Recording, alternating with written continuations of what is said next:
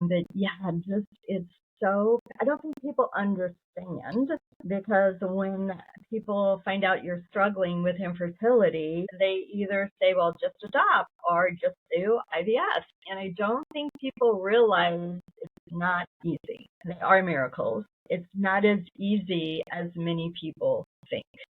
So, so after all of that, we know you're a mom. So share with us what the next step was for you to become a mom.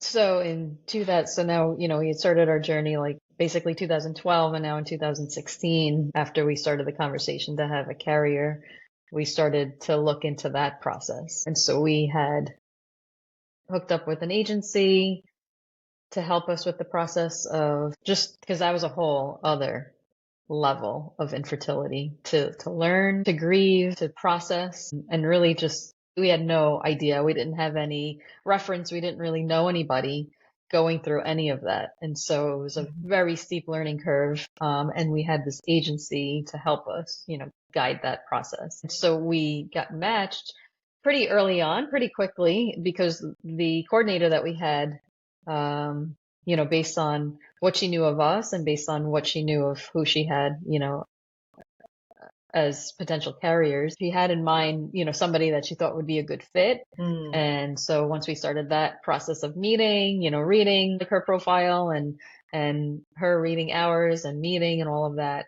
she was right. And that was one of the things that worked a little bit quicker than I think most, but it was still a process to go through the background checks, the psychological screening,